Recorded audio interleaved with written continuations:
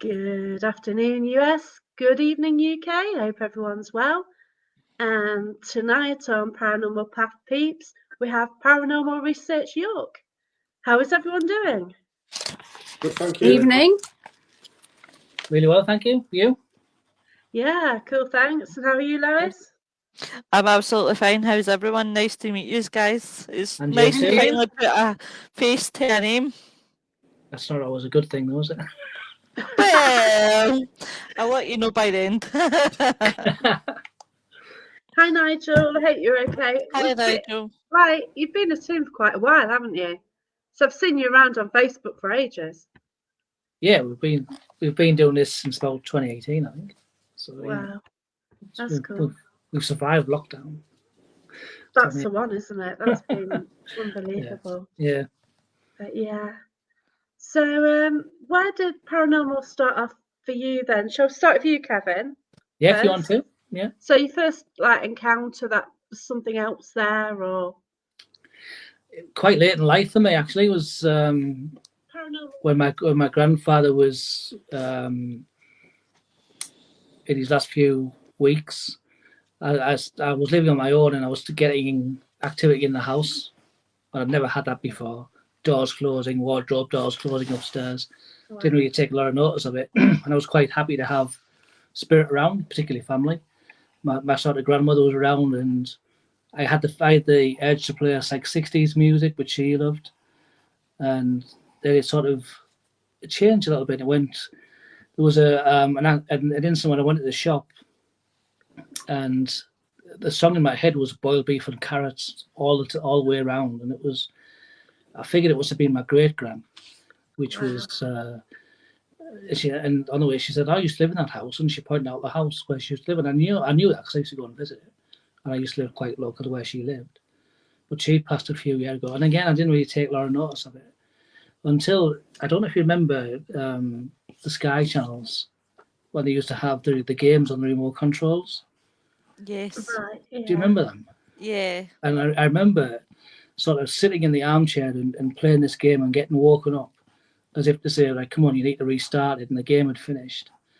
And I didn't really take a lot of notice until, say, for instance, if your highest score was 1,000, and you sometimes when you get a higher score, you struggle to beat it. And I woke up and my highest score was something like 5,000. I'd done it in my sleep, and it was like, that's just not right. It's like it's really weird.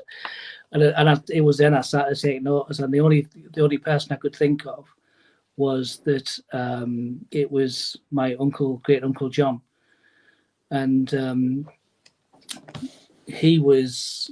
When you used to go around his house, it was kids like should be seen and never heard. Right. So there was absolutely no connection with him whatsoever, and that's what made me start asking questions. Well, hang on, there's something else going on here. And I had a friend who was into spiritualism, and she came and gave me not a reading, but she told me help me unpick what was going on. And essentially, my granddad was dying, and the people were gathering round. And I think the thing that sort of blew me away was I was one Friday afternoon, I finished work about 12 o'clock, and when you sat there and you just plan your evening and you think, right, I'm going to do this, I'm going to do that. In my head, I was thinking, right, I'm going to go pick my son up from work, do the dinner, come back, go to see my granddad, and then come back and watch the football. And that was my plan. At 3 o'clock, I was saying, there's this voice in my head just constantly going, have you dinner now? Have you dinner now? And I'm thinking, I don't want my dinner now. I'm arguing with myself. There's only me in the house and I'm arguing with myself whether I have my dinner or not. In the end, I gave up and I had my dinner early. I went to pick my son up from work and he's like a dawdler. Last one out, always last one out.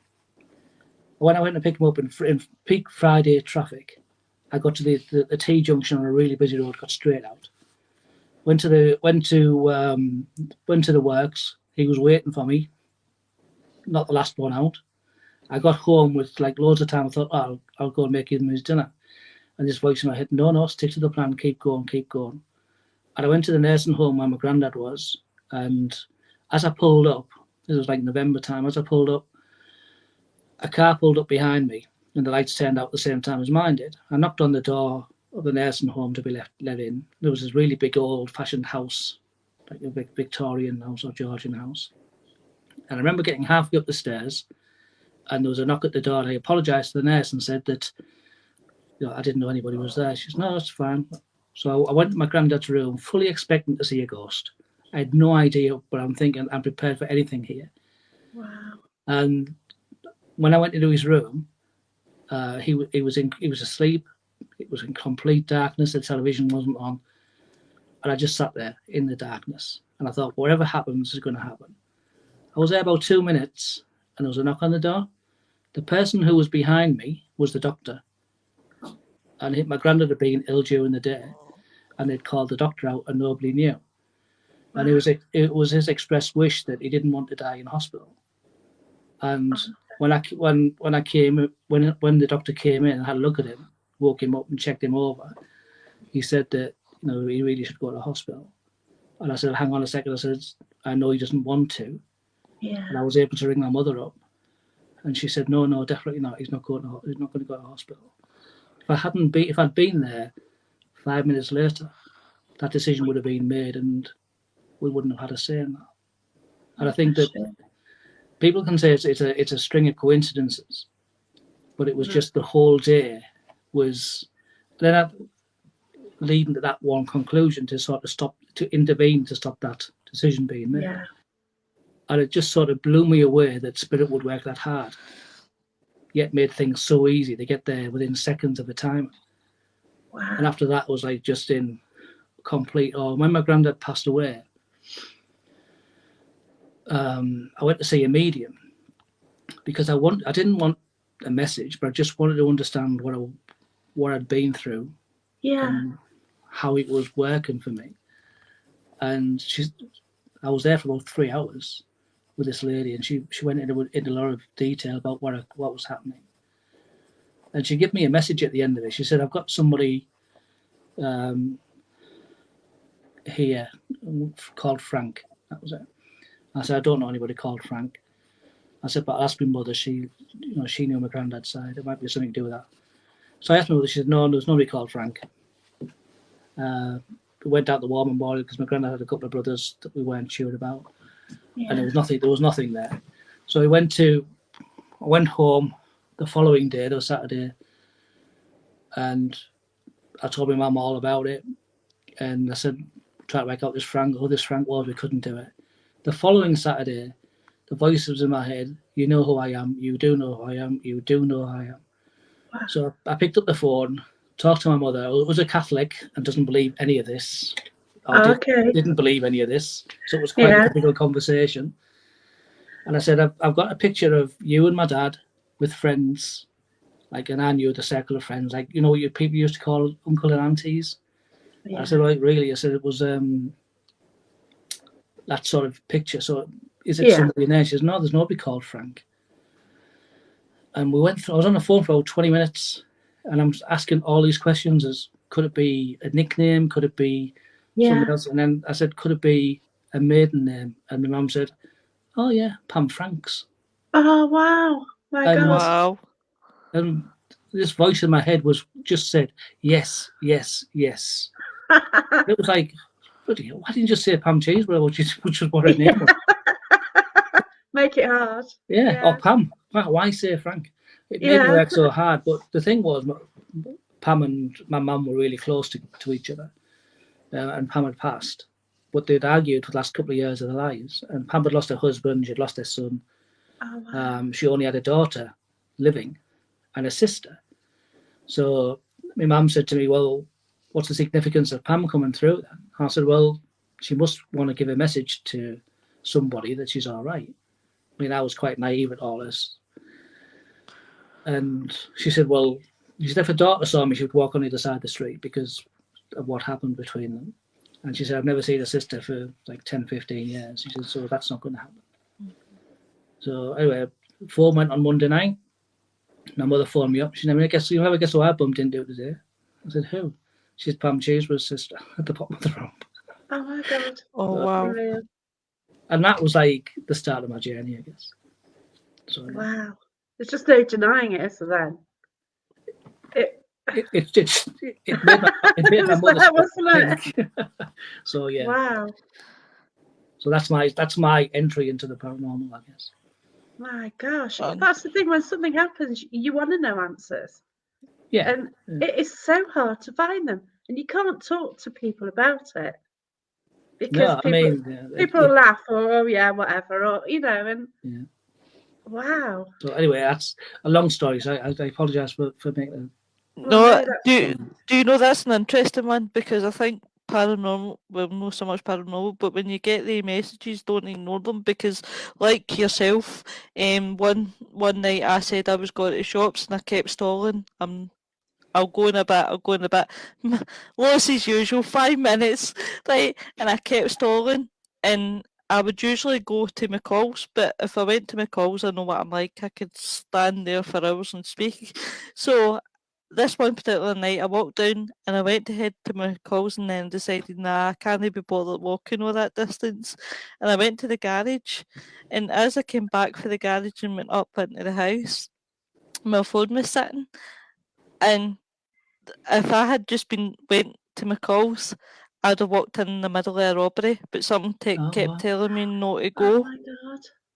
and it was like, and I was all for going to my calls rather than going to guild, but something inside me kept. It was like, as you say, it's like a voice that turns around and says, and it's no coincidence if you've got that gut instinct and that voice telling you don't go, always follow it because you're bounty.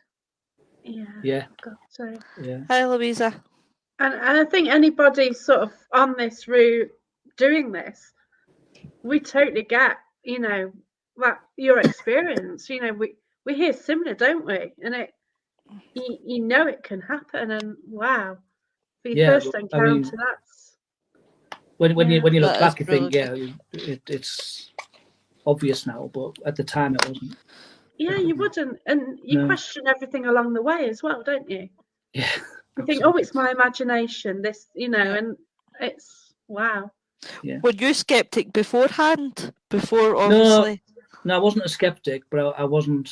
I hadn't followed any particular path of wanting knowledge about that type of thing. It was just something in the background, So, there was an interest there, but not. Sorry, It's fine. I've got a dog and a bird and a tortoise.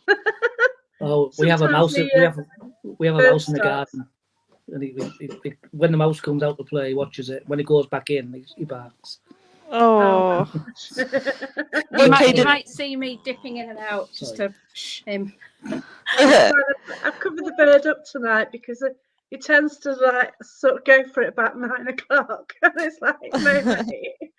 Yeah, and it goes right through your ears. It's that high. But what about your story, Louisa? She's got a lovely little pup. Just replied to a dog I'm trying to read the comments. Oh, her dog. Mine's asleep, luckily. He's probably in grumpy mode because I'm not talking to him. So he just knows that I'm going to ignore him now. So yeah, he knows. Bless him. But what about your story then, Claire? How'd you follow that one? Well, not as elaborate as that one. It's actually nothing written. It's nothing like that. When I was young, my mum and my grandma used to do Ouija boards around at my nana's house, and I was never allowed to watch. But I used to, sit on the stairs, peeping through the rails, watching what was going on. And it always fascinated me what that was all about. But I didn't really sort of get into this for a good few years after. Like the paranormal has always fascinated me, the stereotypical ghost stories, things like that. But I do remember one incident when I was working in a nursing home, and I was on with my buddy in the evening, and we were just in the corridor. We'd just sort of done lockdown through the, everyone was gone to bed and all the doors were closed, and we were chatting, and this rush of cold air came through us, and we sort of said, oh gee, that's cold, it's really cold, because it was a warm night, and looked down at the end of the corridor where there was a wall and two doors, both doors were closed, and I saw a nurse come out of one door and go straight through. It's like, wow. What was that? But she had on like full white, white skirts up to the knees, white stockings, white shoes, and a little hat that the nurses used to wear. And I didn't think at the time she looks like somebody from the 50s or the 60s. I just thought, who's that going through? Who's that? We closed the doors, went down to the corridor, both doors were shut. And it was like, what was that? I can't explain that. Can't explain it. And there was so many stories from that nursing home. I just, I could go on and on and on. But from then on, I just became more and more interested. Why can't I explain that? What happened? There's got to be a rational explanation for it. And it's just gone on and on from there, really. I'll always try and look for an explanation. Sometimes I get a bit carried away and go, but you do your brain thinks, but I do try and look for an explanation first. And if I can't explain it, then I don't know. I can't explain it. So. Yeah, that's it. I never call anything paranormal. I just try and debunk it so much, but then it's like I can't explain it. I can't say it's paranormal because it's awkward, isn't it? Yeah. So what about you then, Mark? It started quite a young age. My granddad used to be a caretaker at a primary school, and we used to always go lock up on a night, and there was always a sense of someone being around, and you could always sort of smell like a tobacco, and it was always down a certain corridor which was called the Grapevine Corridor. So as soon as you sort of walked that corridor, you could feel it getting colder, and then it used to take you into what was like the sports hall, and one night we was walking through, and the clock at the far end of the wall flew off. There was no one else in there. It has never ever fallen off before. And then one of the doors just slammed, which the door was open. There was no wind, but it used to be every time there was. You could always tell different things were happening in there, and there'd been reports of people in the main reception had thought a guy had come in with like a long sort of jacket on and a hat, and the next minute it disappeared. And then ever since that, that was always something that me and my granddad always used to sort of always go in, and my granddad always used to say, "Come on, where are you? I know you're in here." And sadly, I lost my granddad in 2019. And then on the day of his funeral, it was in November, and we was all at the front, and this random butterfly just kept circling around us all. But it was only the close family at the front. So now whenever I see a butterfly, I know that he's there, here, there and around. And I remember doing one of the events and was doing the planchette, and obviously we said, "Is there anyone in the circle you want to talk to?" And it come to me, and I was like, right, I know where this is going. And then I just asked questions in my head, and all he wanted to know was my nana okay?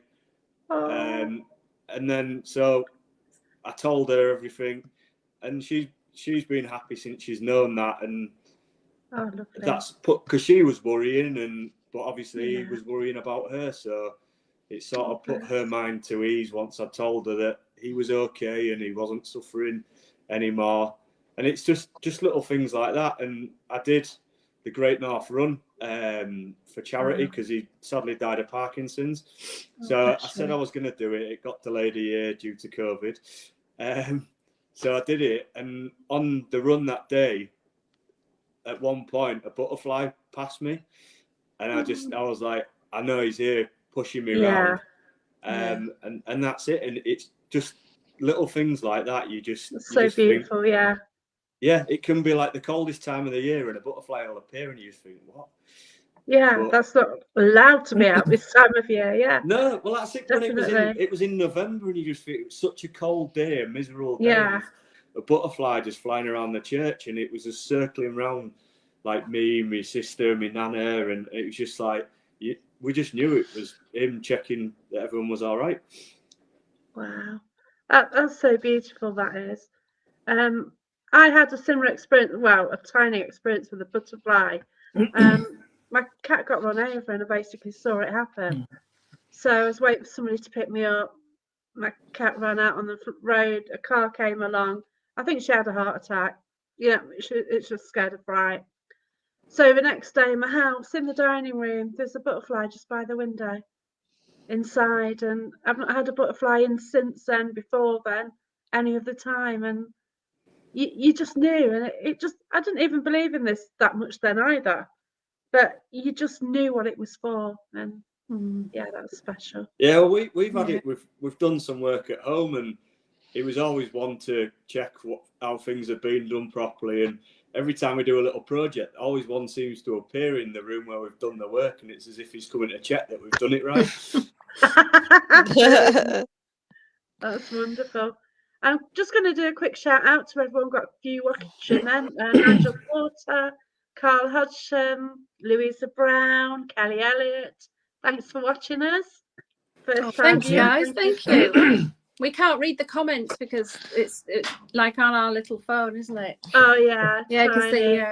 but thanks for watching, everyone. So we've got Jamie York, Kaya, Andy Tom, and Carl Hodgson's got a story for us. So Carl, with hospitals in 1999, is visiting his dad in hospital, walking along a corridor, and he saw a nurse in front of him. Looking back, this nurse came from nowhere. She turned up the side of a drinks machine. When Carl reached the machine, it was just a wall.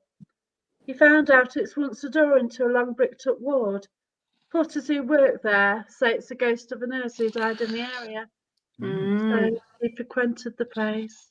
Great story. Yeah, lovely. Carl has so many stories.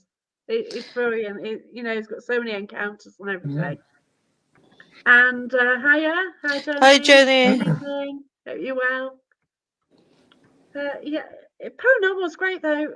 You meet people, and like I found your group on Facebook. Well, maybe 4 years ago, even ages ago. 2018, I think it was. Yeah. I think I found it quite early. I think because I didn't even have my page Paranormal Path, and that's been around for about 2 years. So that's well before lockdown as well. Yours. Hi Scott. I hope you're okay. And and I kind of followed you and stuff, and you are in such a cool location of York. We're very lucky. Absolutely. Yeah. So what can you say? For anyone watching in the US, how do you explain York? Where do you start? Paranormal city. Haunted. Well, National Geographic calls it the most haunted city in Europe, based on the number of people who've seen regular sightings. So it's and the experiences we've had, we tend to agree with that. It's we only work in York. I mean, we're quite unique in those terms. I think in terms of paranormal teams, we don't do events around the country, but we just focus primarily on York and the surrounding area. Really, we do private things around the country though. Private for ourselves, but but it's so amazing. The buildings are beautiful. What sort of age does York go back to? Sorry? Ever since, really? Is it Saxon? When was the first settlement in the area? Oh, the first evidence of settlement was Romans. Oh, of course, yeah. Of course, and then, but before that, York was heavily forested with oaks, which would have been associated with, we think, maybe Druids. Wow. Like a lot of Druid communities, and the Romans had a love-hate relationship with Druids. Depends which emperor was on the throne at the time, but some of them liked them, some of them didn't like them, but I think they all sort of were wary of them and what their powers could be. So we were wondering whether York had a community of Druids, and that maybe caused the Romans to settle, along with the fact they had a river settlement as well. I mean, that was be a big plus for them when they could sail up the River Ouse. Yeah. Yeah. which can be bad at the moment at times, can't it, as well? Yeah. Struggled again earlier in the year with floods. It's a bit of Yes. a nightmare, isn't it? Yeah, it still does. Yeah. Yeah, But but it's so then we had stunning. then we had the Vikings as well. Yeah, And they've came, and then we had William the Conqueror as well, and A lot of history. building Clifford's Tower, or started yeah. building I Clifford's love Tower. Clifford's Tower because it's my granddad's surname. So Oh, when I right. first Oh, went right. to York and it's like there, it's like, wow, this is cool. Obviously, it's We not were free. really lucky to go there on last Friday. Oh, really? Um, Wow. They've they've modernised it, Yeah, I've seen. brought it back to life a little bit. Yeah, it's It's got a amazing. roof on it, hasn't it? It's got a partial roof on it. It's just got a square in the middle. And it's like, but the inside, it gives you access now to places where you couldn't get access before. Basically, it was a 2-tier building, but you could never get up to the top tier other than the outside steps. But now you've got access to it, and it's just opened up a whole new feature. It really is really cool. Yeah. So yeah, I mean, I think English Heritage spent £5 million on renovations. Definitely worth a visit. It was beautiful before. It kind of, it didn't have a roof, but it's got quite a lot still to it, wasn't it? But now they've spent that on it. It's fantastic. How long's it closed for, though? Oh, 2 years? 2 years, I think. Oh, okay. Was it 2 years? Was it a year? Yeah. Could have been 3. You think Yeah. so? All right, that's fine then, because I've got Nottingham. I'm near Nottingham Castle, and that was closed for years. Right. And it took so long to actually renovate it. I've not even been to see it yet. I'll actually see Clifford's Tower before I go and see my own castle. I will do, yeah, definitely. I'm sorry that I'm fidgeting. It's just the dog's jumped on my lap. He wanted to be on my lap. Do you know your dog's so adorable? I keep this when the wee eyes pop up. This is what I'm left with. Oh, because he's cold. He doesn't like, and he's not getting the attention. So it's a way to settle him. Don't they? Have you guys got a favourite place that you like to explore? We know Mark has. Yeah, go on, Mark. Probably Jacob's Well for me, yeah. Haven't you been yet? Yeah, we've all been. All right. Yeah. Yeah. But that's your favourite, isn't it? That's the favourite. Yeah. It's an amazing building. Hi, Tina. Oh yeah. I'd love to go. Like, I am coming up to York twice, but one, I'm going to be involved with the Bloom Festival, so yay. Yeah. So I'll be hanging around there most of the time. I did try and pop into York last time, but there's so much on down at the racecourse, you don't get much chance to get into York. No, that's true. Especially if you try and get a bus on a Sunday. Oh. Yeah. And then work out where the bus stop is to return. Yeah. Oops. That was a nightmare. Have you been to the neighbours' marriage at the racecourse then? Because I'd had such a nightmare trying to get a bus out of York back, I was going to stop there on the way, because I think we part of the party actually camped right near the Naysmere anyway. All right. I think it's where the bottom of the fair is, isn't it? I think. Yeah. So I kind of know where it is, and like, I walked right near it, but I didn't actually go to it. So this time I am definitely going to go to it. I'm definitely going to do a live feed. Yeah. Oh, we've got Tyburn as well. Yeah. Yeah. I know. This is it. Like, these are all around me, and I've probably flown over it. But yeah. What does that say? Yeah. Pop over to Tyburn. Go to Tyburn. Yeah. Yeah. Yeah. So it's just it's just a beautiful place, isn't it? But yeah, when you're at the racecourse doing that, you don't really get much chance to get into it. But I'll have to go and nip and see those if I can. But yeah. So what sorry. So carry on. No, I was just going to say, ask Mark, what is it about Jacob's Well then that you like so much? Oh, okay. I just think it's such a unique little place, which can be so different each time you go.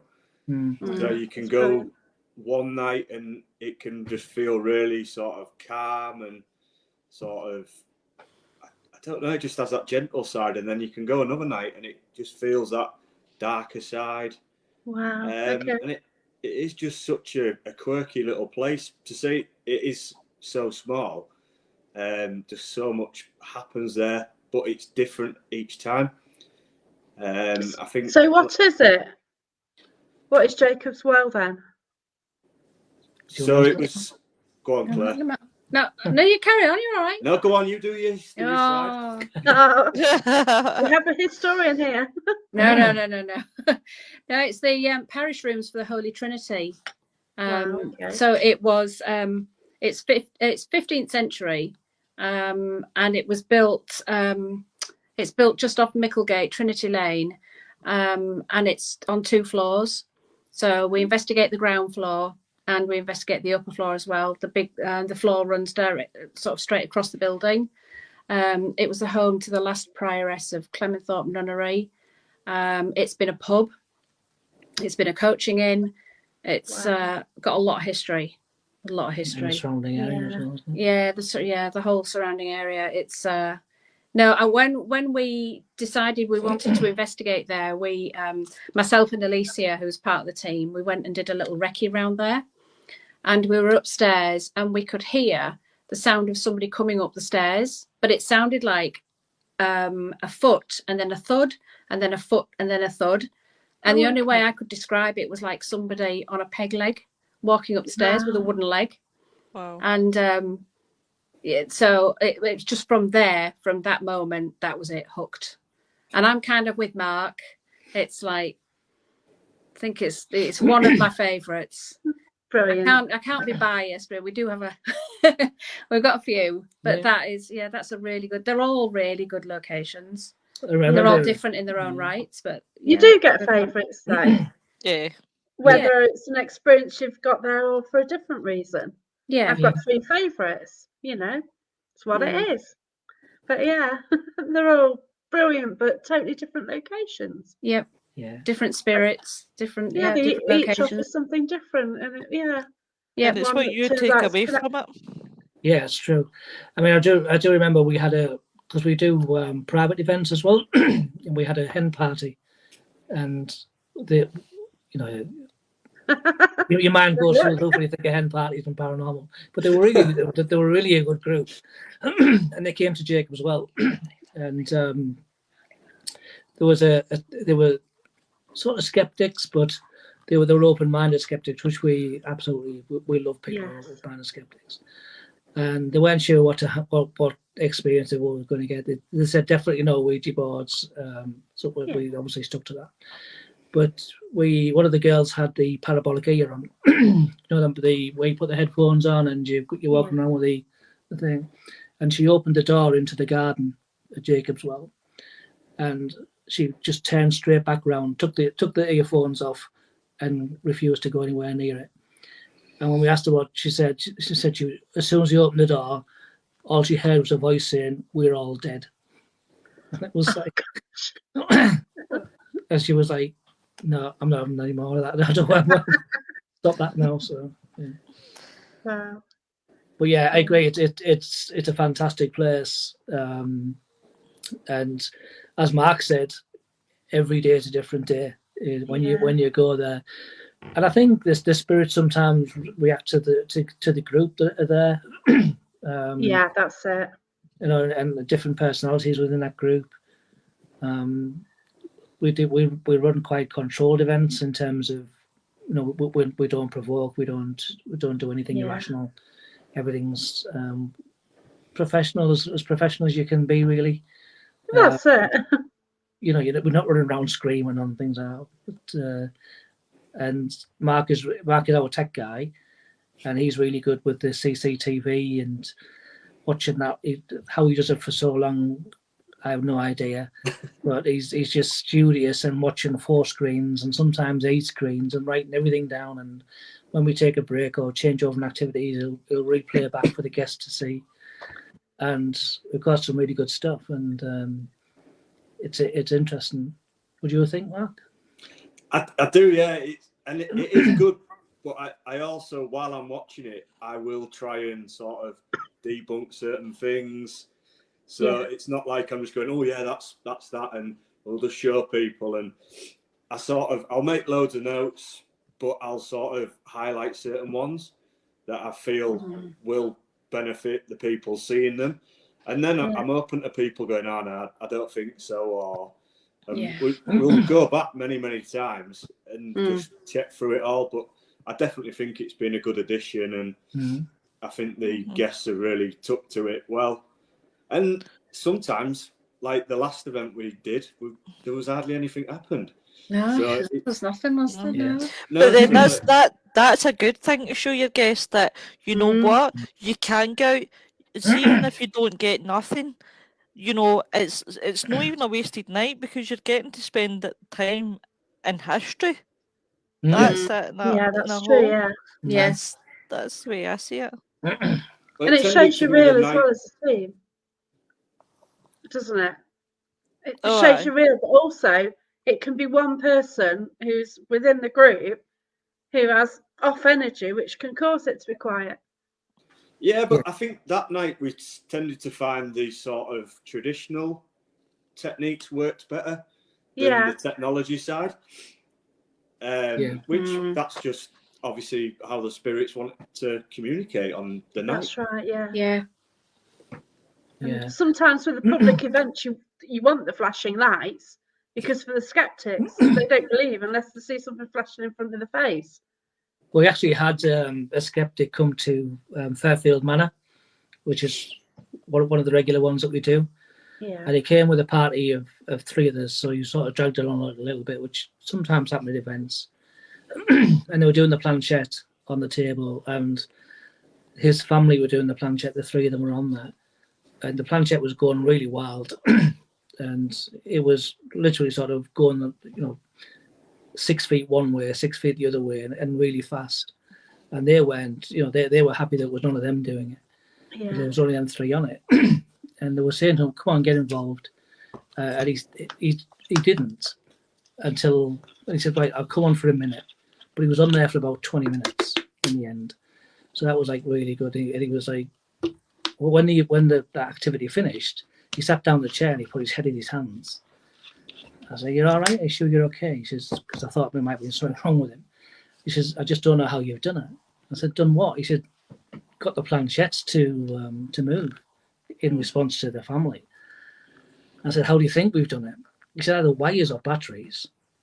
I said, "Okay, that's fine." I said, "If I've done it with wires," I said, "where will the wires be?" He said, "Under the table." So I said, "Well, have a look under the table." So he sort of half bent over. So I give him a torch. He says, "No." I said, "Get on your knees and have a look under the table and see if you can see any wires at all." And he says, "No, I can't see any." So I give him the planchette and I said, "Is there anywhere in there to put batteries in?" He said, "No, I can't see no batteries." I said, "So it isn't." So his next thing was, "Well, can I come in here by myself in this room?" I said, "Yeah, that's fine. We'll stand outside. One of us stand outside while you go in there." And he sent us the video. Frozen. Hi, I don't know if you can hear us. Slightly frozen at the moment. Paranormal Brew, we've actually got some guests from the Haunted City of York. Yeah. And they're basically telling us about York and their stories really and their locations which they go to. Hope you're okay, Taryn. So he had this video and he's walking cut out around. then, sorry about that. Oh, sorry, no, it's okay. But he has this video on his phone and he's walking around in this room, and he's just basically he shouts out and he just says, "I need you to move something because I don't believe you're real." And he stops and he says, "If you don't move anything, I just don't believe you exist." And at that, the planchette flies across the table by itself. And the reason we haven't put it online is he says lots of swear words. Yeah. And he's like, he puts his hand out, and he's in the video. He says, "There's no way I can reach that with my hand." And he's like, "Oh my God, what the hell am I doing here?" And he cuts the video short. He came out, so he got his own proof. But he was shocked at that. That was a good one. That one.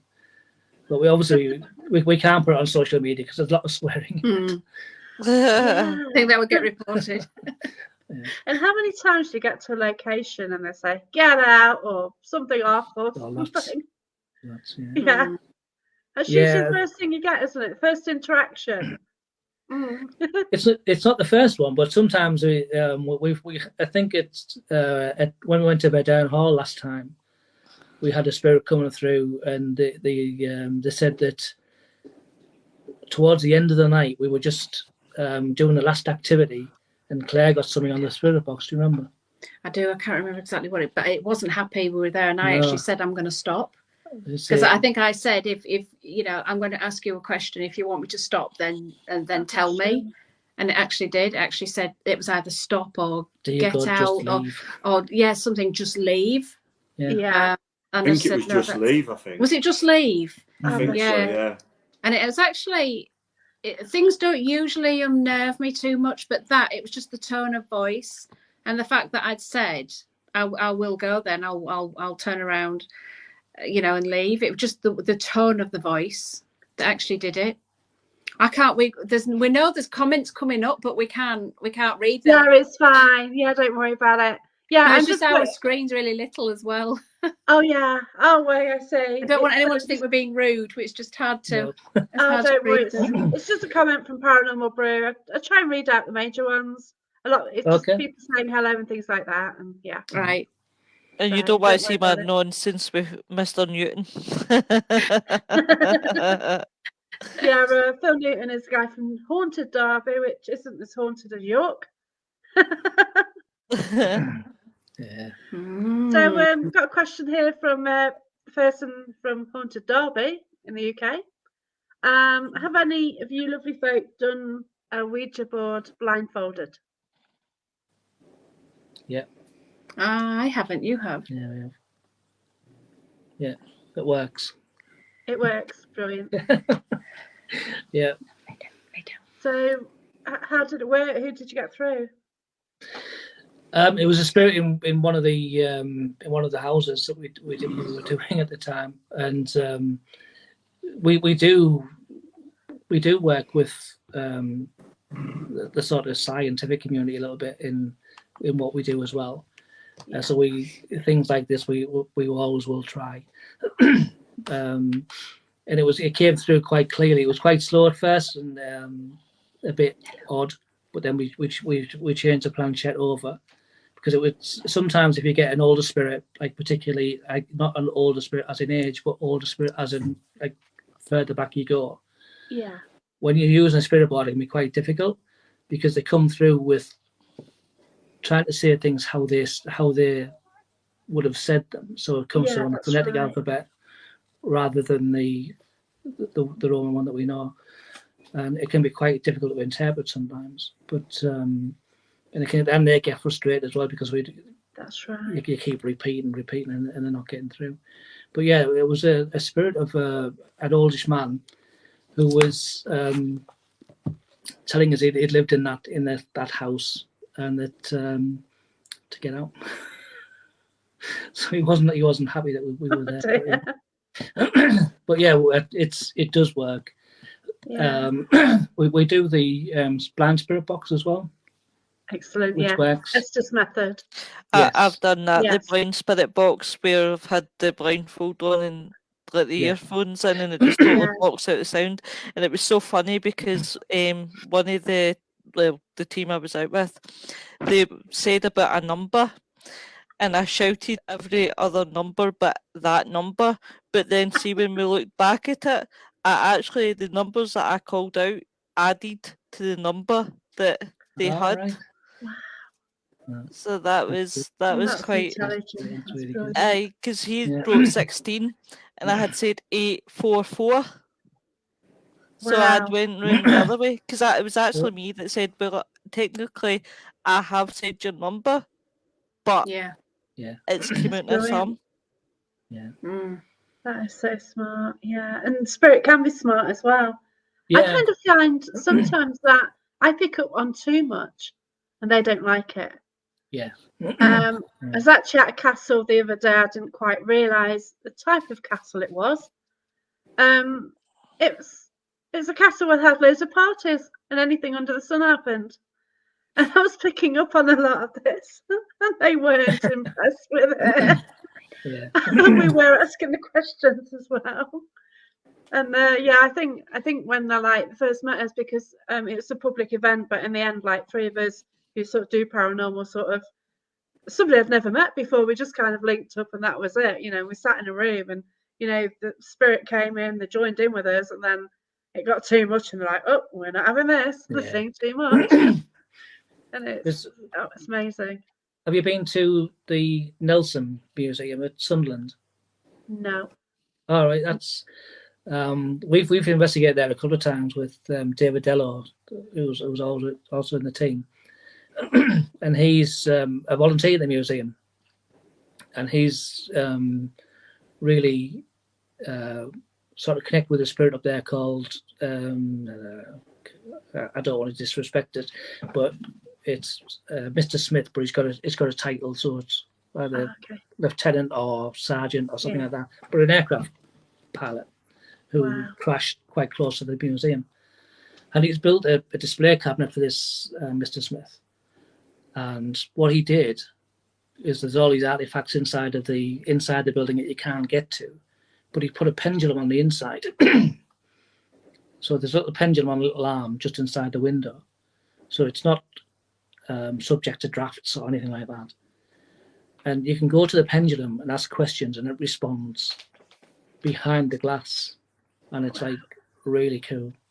It's you wouldn't see it unless you're looking for it, but when we were connected, just whizzes backwards and forwards to give you the answers.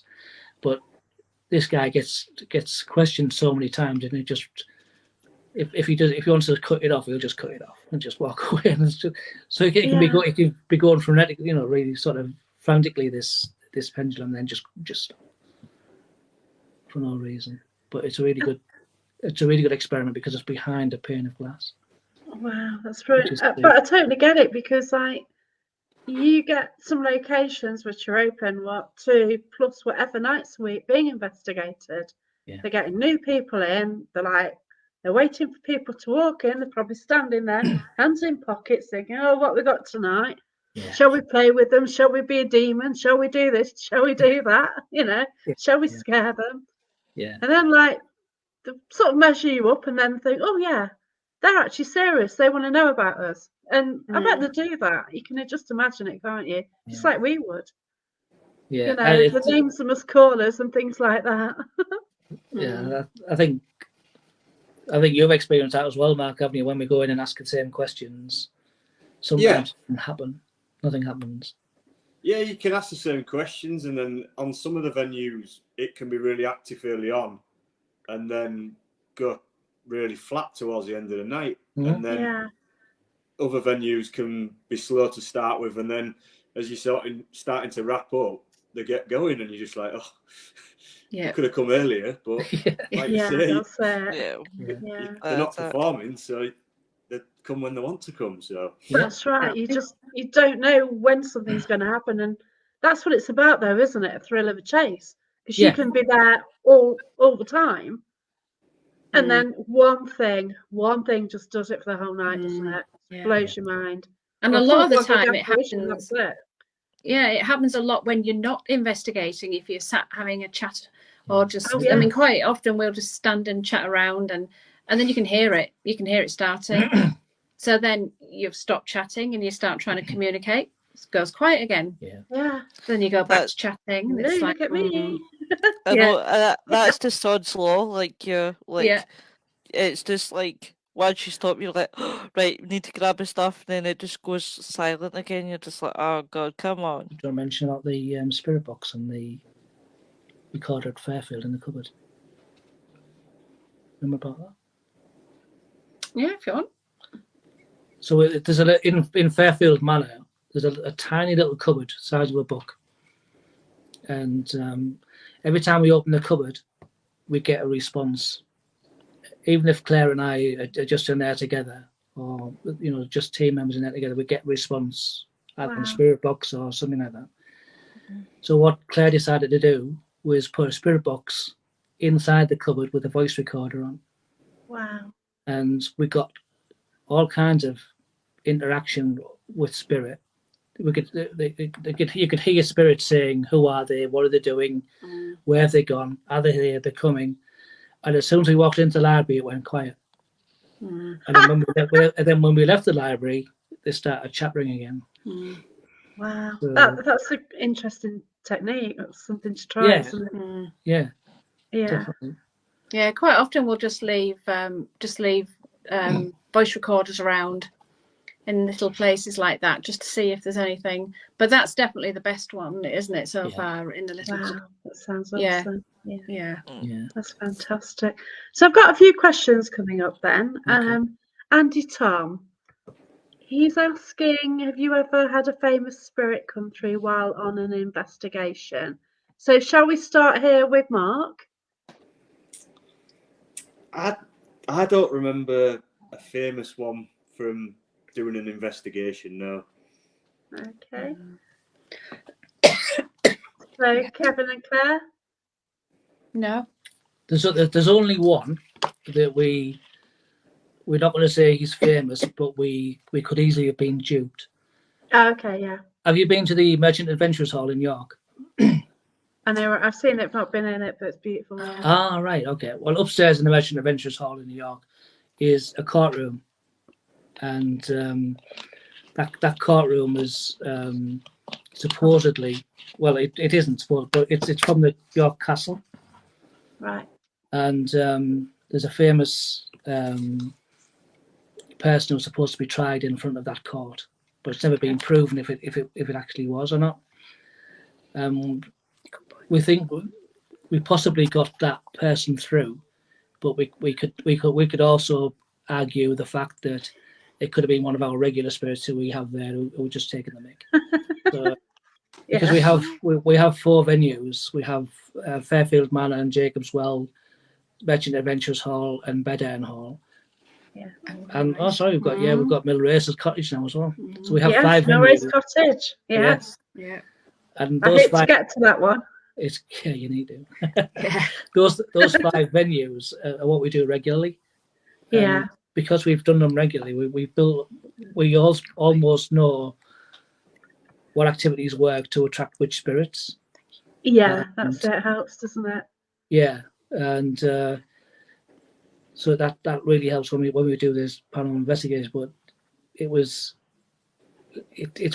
becomes a familiar thing. But that spirit was. We do know there's jokers in that particular venue. And they might have just been having us on. So we'd like to say maybe, but maybe not.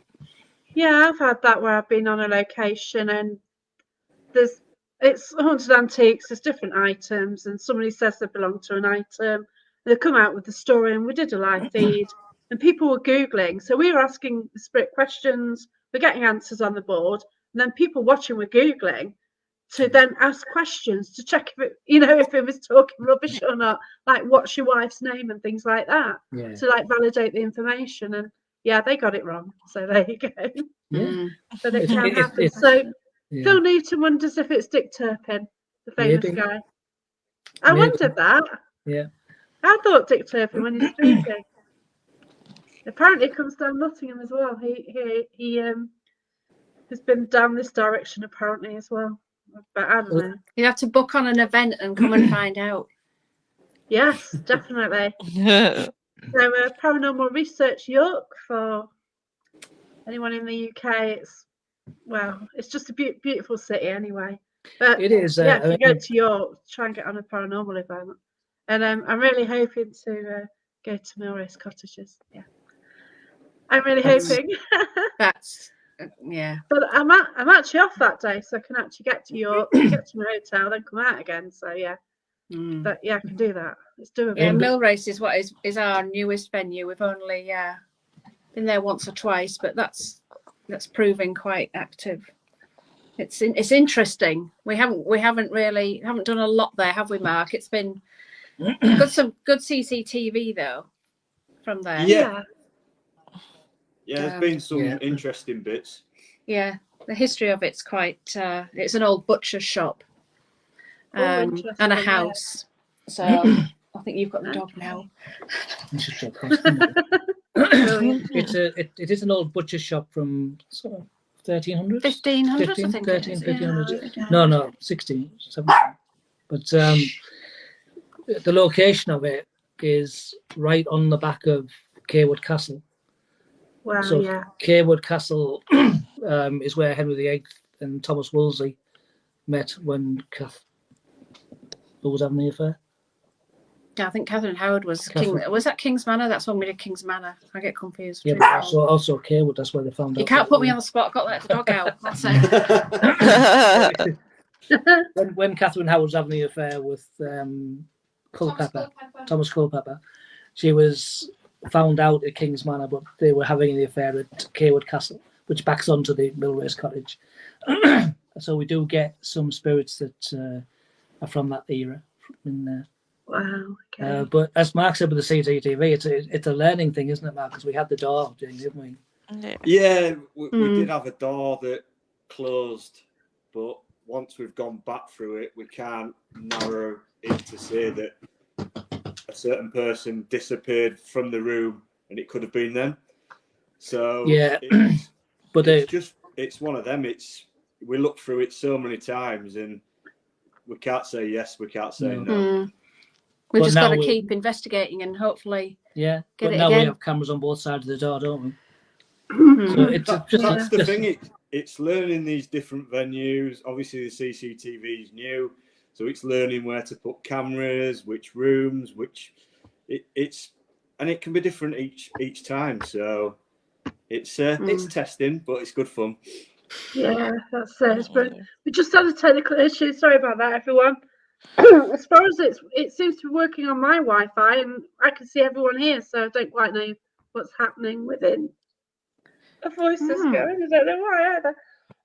I don't know if Tina Norgrove is here now. Tina has recently started going out on investigations. So she did the first one the other week and wants to know about grounding and protection. So do you do grounding and protection as a team? That's your yeah, we do we do a protection prayer, if you like, at the beginning of each event, and then we close down at the end of it, but we make sure that spirits stay there as well. by doing the opening protection, if you like, what we do is the guides that come in and work with us act as bouncers, and they will allow some characters through, but not dark characters. Not anything that's going to cause any major issues. Obviously, we like to have people, spirits that come through, not just nice ones, but we like to have one. We do like ones that have got a bit of character and a bit feisty sometimes. We're not averse to that. It makes the night interesting, but no really dark stuff, which is good. Yeah, you don't want evil. No. I used to say, like, I work in Love and Light when we're getting something ropey through. You just get, even like when I hadn't done much investigating, you just get a sense as something's not right, and no, not doing that any longer. Yeah, and one thing that we do at our events, which I know other people do, but if spirit is stuck and they want help to move across, then we'll do that. We will help them to move across. And people say, well, why would you do that on a ghost hunt? Because surely you want the ghost to be around. But what we found is that if we do move somebody on, that generally opens the door for more spirits to come through, because they want to interact, because there's a chance you could get home, so it's it becomes a bit more active rather than the opposite. You think that's an interesting one. I never thought about that. But also, some of these spirits don't actually want to be there. They want to be able to pass over. Yeah, exactly. And I mean, I think if you've got the skill or the gift to do that, I think you shouldn't be selfish, and you should do it. But equally, we have as many spirits at the venues that we go to who don't particularly want to leave. They're quite happy coming, and they'll come into the circles. They'll come into the activities, regular ones, and they'll come in with the same answers and the same responses, and it's they're fun to have around. But if you ask them if they want to go back, no, they're not bothered. So we don't do that. That's great. It's great that you've got ones who will come through to you and you can chat to. I was at an event and somebody from the place came through who'd passed over, but somebody working there actually knew him. Right. So we were actually able to ask more questions about the afterlife, which was great. And obviously, because the guy knew him, it's great. Validation, and like one of the questions was, did you realize how much everyone respected you when you worked here? No. You understand now how well respected you were? Yeah. And wow, when you get that at an event, it's so amazing and beautiful, isn't it? Yeah. Sometimes when we have guests coming and we'll like open a board or we'll use a planchette or something similar, we can ask them, and we do the human pendulum. You understand the human pendulum? Yeah. If we get a personal connection through, and that person's in the middle, and they're unsure, because when you're asking questions, they don't. If you ask them direct questions, they almost preempt the answer. Yes. And so what? And if you've got fingers on the board, or planchette, you can see guests almost like guessing what the answer is going to be, and then we'll encourage the person who the message is for to ask questions in their head, and then the board goes round, and there's only them know what the answer is going to be. So that's sort of better proof for them as well. Yeah, that's and it. that works really well. Like I'd like to do the human pendulum with the person in the middle with headphones on and blindfold. So, like I've done the human pendulum, and you stand there and you think in your head it's like, I should be moving soon. Come on, I should be moving. Then you kind of move and you think, oh, okay, I've moved, and you kind of feel under pressure, but I don't push it. But you kind of think, well, I'm not moving, I'm not in. But if you've got headphones, and then you just do it. And then also you've got the validation that if someone asks the wrong question, like, are you female, you go forwards, are you male, and you go forwards again, then you've got the validation that it's not working or someone's messing about. Because on the human pendulum, people do generally accept the answers, don't they? Do you know what? We've had exactly the same issue with the human pendulum, where we get the same direction for yes and for no. Yeah. And we found out actually that's actually two spirits using the pendulum. So what we do, we open up a parallel pendulum. Wow. So we have one set of pendulums one side, another set on the other side, so next to each other, and we talk to them individually as two spirits, and it works that way. Wow, that's cool. So if you get that again, try that. Yeah, it's cool. I know one of the teams that I've been out with, that's what they use, and honestly, it's so funny. Because like we were out one night at a castle, and they did the double human pendulum, and it was like they were having a conversation. One shouted Billy, and the other shouted Willie, and it was so funny. It was like listening to the two of them. I was sitting there memorised, just watching them. Yeah. It is interesting, and it's interesting for newbies as well, because anybody who's never had a paranormal experience and they're standing in the middle and they're moving and they think, oh, what's going on here? And it helps them because they know they've not forced it. Yeah. And they know something's happening, or they feel pushed or something. And it's interesting. At the last event we did a couple of weeks ago, we had a group of 5 lads who came, and they'd never been on an investigation before, and so they were quite scientific minded. It was a stag night. It was a stag night. They didn't tell us, but they were quite sort of curious, but sort of quite logical in thinking as well. Yeah. And they all said they wanted their own proof. And when we went in the human pendulum, the guy who was in the middle, it didn't move a lot. It was very, very slight sway, but not enough to convince anybody. Yeah. But what he did say, he felt his backside getting felt, and there was nobody around him. He couldn't explain that one, so he took that away. Bless him. Yeah. Okay, we've got a question here from Phil Newton. Let's start with Mark first then. What is the best location you've been to that has blown your minds and you can't debunk? Well, I'll probably have to say Jacob's Well. Jake as well. It's just like I said earlier, it's just different each time. One of the ones that sticks out to me is one night we was doing an investigation. Most of the team was upstairs with the guests, and there was me and Claire downstairs setting up some of the gear. And we heard a baby cry, and it was about 10:30 at night. And I was like, "Did you hear that?" I was like, and I was near the front door, so I shot straight out. There was no one out in the street. There's nothing either side of the building, and the team heard it upstairs as well. And it was weird because you couldn't explain where this bit, because I was like, oh, what's someone doing out with a baby at this time of night? But there was no one on the street. Yeah. Oh, Yeah, wow. remember that.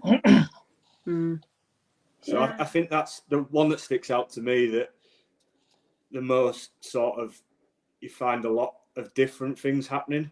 Yeah. So what about you then, Claire? Oh, the Location and occurrence, really. let me think. Bedden Hall. We were doing, correct me if I'm wrong, but we were sat in the hall and we were all in a circle. We're doing a shout out, and the hall keeper had joined us for the evening. So the front door was locked, the internal door was closed, and we're all sat there, and Ellie, the hall keeper, was there as well. And we're doing some shout outs, and the door latch on the handle just lifted and dropped. And this door handle we're talking is a big, 6 inches. A big round iron door handle, and you actually have to lift it up and drop it to make that sound. And everybody was just, what was that? What? But we can't explain that. There was nobody outside. No, you can't get in. The door's locked. So who or what lifted this door handle? And that was a recent one. I mean, I could just go on and on and on, but that for me, like Mark, and the crying baby sound at Jacob's Well, that's just another one.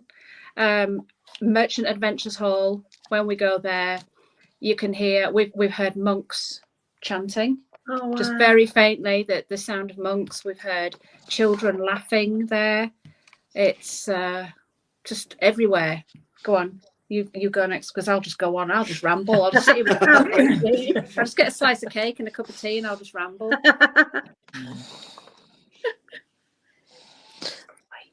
There's nothing wrong with rambling. I'll just shush now. I guess mine was one that I shared with Claire, and it was during lockdown in York, and I don't get scared by the paranormal.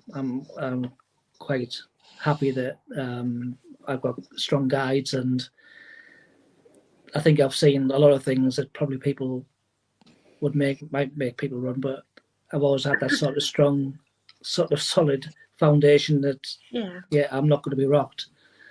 And we were walking down Fossgate towards Merchant Adventures Hall, and Claire said, "This is in lockdown, so there's nobody about." And Claire said, "Oh, what's that tent in the middle of the road?" And I couldn't see anything. I couldn't see it. And I said, I can't see what you're talking about. She said, "There's a tent in the middle of the road, like an incident tent." And I said, "I can't see it." So we were just walking back to the car. It was in Castlegate, near Clifford's Tower. And as we were walking past this little bit of land, Claire said, "There's a young man there waving." And I looked, and I didn't see. I didn't connect with it. Wow. And she said, and we continued to walk past. She said, "Look, he's really trying to catch our attention." And I said, "Right, okay, then no worries." I said, we'll go and try and connect with him and see what we get. So we went over this little strip of land, And sure enough, connected straight away with this young man who said he'd been murdered and needed some help to go home. And it was quite a recent passing as well, within the last 5 years or so. So I did my usual sort of thing in my head, passing people over, and it went straight. It was going absolutely straight forward until suddenly, as the young man started to leave, this black shadow just came in between us and tried to stop it. Oh my Tried to stop God. him from moving over. And it caught me, I must admit, it caught me by surprise. Yeah. And as I sort of struggled to move him over, I sort of kept my concentration, and really had to sort of keep my concentration strong. Yeah. And did manage to get this young guy across. But I was quite aware that this dark shadow, I had no idea what it was. It wasn't a spirit, but just a shadow. It wasn't making any intelligent responses. Had tried to stop me, and I didn't say anything to Claire. I just sort of walked. We started off walking back round again. And I don't know if you know where Clifford's Tower car park Yes. is, but you can go around that little alleyway to the shops from the behind. Oh, it's not Debenhams, is it? It's Phoenix. Thank you, Mark. But I was really conscious of all of these dark shadows emerging from the walls. Oh gosh. And Oh my God. it wasn't just one or two. There was a lot, and it was almost as if they were curious about what I'd just done, and maybe wanted to see who it was, or maybe they were trying to intimidate me. But I really just did not want to engage with anything. I just wanted to get in the car. You don't know what it is, do you? And as we walked along behind Phoenix, there's a little recessed doorway, and this huge shadow just stood there and just moved out about 2 feet. Not enough to block the path, but enough to make itself present. And I just never said anything to Claire. I wasn't speaking at this point. I was just literally just focused on getting back to the car. Mm. And it wasn't until we got to Clifford's and Claire wanted some more pictures of the tower at night. And I just said, look, just get in the car. And then she realised that I hadn't been speaking and there was something wrong. And she said, what's wrong? I said, I'll tell you when we get out of here.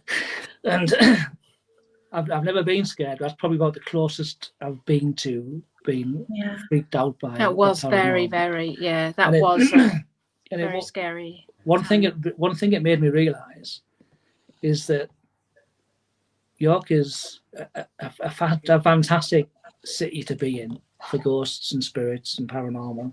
Yeah. And as we said before, the most haunted city in Europe. But I hadn't realised until that point just how dark it is. And it is an incredibly dark spirited city as well. And you could easily get distracted and easily fall foul of some of those spirits, because there are some strong dark spirits just in that little area. So God don't like anywhere else. But I think so if you are weak, they could attach, couldn't they? If you are weak, they can attach to you. Yeah, exactly. Wreak havoc, couldn't they? Yeah. It's probably not something that we would have noticed as well if it hadn't been locked down, because you just go about your daily, now everything's virtually back to normal. People are bustling everywhere, they're shopping, they're out drinking, having something to eat. You don't notice what's going on. And I remember we were walking down the Shambles during lockdown, and it was probably only about 6 o'clock, wasn't it? And you could hear all the signs in the Shambles just blowing in the breeze a little bit, just the creaking of the signs. And that's just something you don't hear when you're walking down there. and it was the atmosphere when there's nobody in it is just completely different. And it's not all good spirits, is it? No. It's not, and it's a different side. It made us see York in a different side. Respect it more, definitely. Yeah, definitely respect it more. Definitely respect it more, because when it's not all good. There is bad as well, and when you recognise that there are bad things as well as good things, I think it does make you more respectful to what's out there, and to be respectful to spirit, and realise that there are bad things as well as good things. That's right. Yeah. Yeah, I've met like a really dark dark spirit who was sorry, evil in real life, and then he followed me and went camping with me. Oh, And it was horrible. God. Yeah. And it was stormy enough. And it was horrendous 65-mile-an-hour winds in Northumberland. Yeah, it was hell. And the tent was leaking, and I got stuck with him, and I felt so miserable. Because usually I battle it with camping. I've had a few dodgy issues with camping because of the weather in the UK, but that was terrible. yeah. Yeah, and oh my gosh, it took me so long to get rid of him. But yeah. Yeah. But we had another incident in lockdown as well. We were out with Alicia, who was the bloody tour of York, and we were around the streets, and we had the equipment with us as well. So we had the millimeter.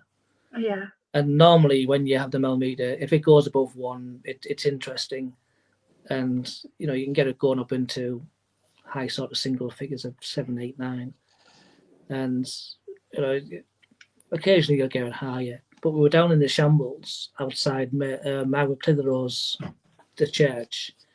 That's not their house. Their house is over the road in the Potions Court. Is that? Oh gosh, is that little place? What you go into? Just like a little church in. Yeah, it is. Like a shop, really. I love that place. The shrine. Yeah, that's The shrine. I love shrine. that. But their actual house is a Potions Cauldron. Oh over on wow! either side I'm of the really road. drawn to that shrine. Yeah. Yeah, that's Well, we were stood outside of that shrine, and the millimeter went up to 79. Wow. And we couldn't make it go to 79 again anyway. We couldn't get anywhere near that. No. We went back a couple of days later and got it to 34, I think, but we couldn't get anywhere near 79. So guess where I'm taking my millimeter. Yeah, but there's no electrics under the ground there. It's at the side. We were in the middle of the pavement. Yeah. There's nothing interfering it. We checked all of that. The Potions Cauldron is you do get a feel for things in there anyway, don't you? We went in there one evening just for some little drinks after the shops had closed, and if you go into the back, because it's just, they've got a fireplace and the ceilings, and you just get a feeling that there's something there. But I mean, it's the shambles, isn't it? There's many different little shops down there that have so many different feelings. Yeah. Yeah, it's hard to get in the shops because I went to the ghost shop and everyone was queuing. Thought, nah, can't be bothered. But yeah, maybe I'll get a chance. But, yeah. We're gonna have to get Mark with a CCTV down there and see what we can do. I'm sure that would look good on Main Street. Yeah. if I'm going to be staying practically on the next street from there, I'll have to try and nip down if I do come to where I forgot what it's called, but there you go. If I do come there, then when I get back to York, I could just go for a wander around the shambles and. Definitely, I'll be really interested to see if you've got the same readings or the same sort of. We'll have to meet up. Peak on your millimeter. I'd be really interested in that. Oh, definitely, yeah. I'm free on Sunday as well. Yeah. But yeah, it's I can't wait. Yeah, just to stay in Central York, because last time I stayed a bit out of it and it's a bit of a walk. But now, right in the centre, so it's all good. Yeah. Looking forward to it, and then I'll be investigating where I'm staying as well. Yes. But you've got to, haven't you? Yeah, definitely. Yeah. You've got to check the fleas out, I guess. Yeah, you've got to. So I've got a question about haunted dolls. What is your take on it? We like them. You have them. Yeah, we like them. Yeah, we do. I don't. Go on, I was going to let the dog out again. Sorry, everyone. So have these all got history then? Gnostic. Yeah. Was that Gnostic? Yeah. No, he's all right. Oh, that is Kitty. She is our one of our haunted dolls, and she's come from Texas, from Mexico, and then Texas. She was in a family for many years, and the family were convinced that they had nothing but bad luck. Oh no, it's gone again. I can't believe the internet's gone now. Yeah. We lost the internet again. We lost in there That's her fault. because it's her fault. Yeah, Unbelievable. just likes to show her presence. So the family said that they believed that she was bad luck and wanted rid of her. And so the lady who warned us said, do we want her? So we said we would take her. And she sent the parcel and she sent the tracker number, and we tracked her all the way, and she came by boat, and she went all the way across the Atlantic. She was in the middle of a storm. And when we went and picked her up from the post office, because we were both at work, so we had to go and pick her from the post office. We both I got really soaking wet because we had to run and go and get it. And then when we got it home, we announced on our Facebook group that we were going to do a live opening and reveal the doll. Yeah. So we were at this table where we sat now, and we had the camera set up, we had the lights set up, we had the recorders set up, and then we just cut into the box, and the heavens opened and really sort of smashed the rain against the bay window just over there, and all the equipment failed. Oh It just God. all went dead. It all went dead, and so we cancelled the live, and as soon as we cancelled the live, the rain stopped. Oh my God. It was like we hadn't connected all of the rain things until we saw actually when we were at the post office it was raining. Well, actually, when she came over to the Atlantic, it was in an eye of a storm, and it was sort of retrospectively connecting the dots. And to be fair, she has been a bit of a nuisance at times, even in this house. If she doesn't like where she's been put, like in a cupboard, she used to push the cupboard door open. The cupboard door would be open for no reason at all, and that's where she was. But now she sits on a rocking chair in the office. Pride of place. Yeah. And she's quite happy. And but she will, if she's provoked or she gets quite angry and can turn internet off and things like that. Wow. So yeah. So in reaction to the question, do I believe in haunted dolls? I certainly believe in this one. Yeah, that's like they've been having a conversation on the chat, and like everyone's like, you can go to some places. You can go to. I'm not even saying the locations. I went to the Grey Street, and there's loads of dolls, and I think they're all haunted or something. And you go, and they're all haunted. Really, no, but. I have seen dolls with different energies, definitely. Yeah. There's a doll at Haunted Antiques called Hannah, which she's a cow, basically. Yeah. I really don't like her. No, she just wants attention, and I've seen her move and stuff. And I've also seen another doll there, Charlie, falls out of a rocking chair. And you walk by. It's not the floor. We've jumped on the floor. We've tried it. Yeah. And he'll just fall out the chair. Whether he's pushed or he falls out, I don't know. With Kitty, we've done spirit box sessions, and we've done. I want to do a series of them with my doll because I have one as well. And we did an Ovilus session with her, and we got a string of words that were meant nothing. So we sent the words back to the person who sent Kitty over to us, and she couldn't believe it because they all made sense to her. Oh, that's fantastic. So she actually said that that sort of relates to my second cousin, and there's something going on at the moment. And Kitty put some words in, and I can't remember what the words were now, but basically it was a warning. And 2 days later, the lady got back in touch and said, if she hadn't warned me, that would have happened. It was something to do with her ex-husband who was coming round or something. Oh my gosh! But it was quite real at the time. Yeah. So yeah. So it's just amazing how spirit work, isn't it? Well, for you to be in touch with that person, and you tell the story at that time for them. Yeah. Well, like I say, the words were just random words, and we just had we just send a list of words to this lady. We said it's not for us, didn't we? We said that this isn't for us. Whatever we're being told isn't for us. Oh, it'll be for her, yeah. So and it just made perfect sense. That's fantastic. But you don't like him, Mark, do you? No. Oh, fantastic. Yeah. But I want to thank you for your time. I think we could have gone chatting all night because, you know, you're from a fantastic place. You're great energy. You know, you three. And can't wait to meet the team. And yeah. Oh, thank you for having us. I've enjoyed Thank it. you so Thanks much for for your having us. time. It's been wonderful. Yeah, thank you really has. both. Yeah, it's been great. Yeah. I'd like to meet your doll as well. Yeah. Oh, definitely. Well, you can meet the rest of them as well. We've got a few. Yeah. But I'd like to Yeah. say thank you to Mark because it's the first time Mark's joined us on anything like this, and Oh, bless you. done really well tonight. Oh, So well done, Mark. Mark. Thanks for having Well us. done. Well done. Yay. Oh, Thanks, Mark. all of us hopefully will meet in York hopefully this year. Cool. Yeah. But Yeah, hi lovely. Jonathan. Hope you're alright. Hi. Just about to finish, but you can catch up with.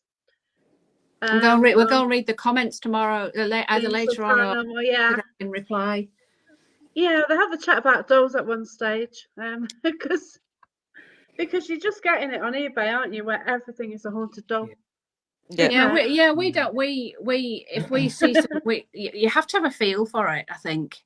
Yeah. Unless it's a gift, unless somebody's given us one.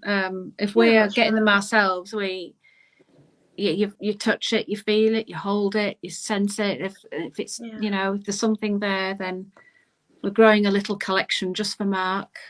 You can keep them over there. That's fantastic. Yeah. Oh, I don't know, but thank you so much and good luck with all your Definitely, events. thanks, And, guys. Oh, thank you. Thanks for Thank having you. us. Yeah. Thanks for listening to us ramble you on. have It's a been really good. page, Paranormal Research York, and you can go onto there and you can book on events in and virtually around York. But yeah, and it's what, every other week?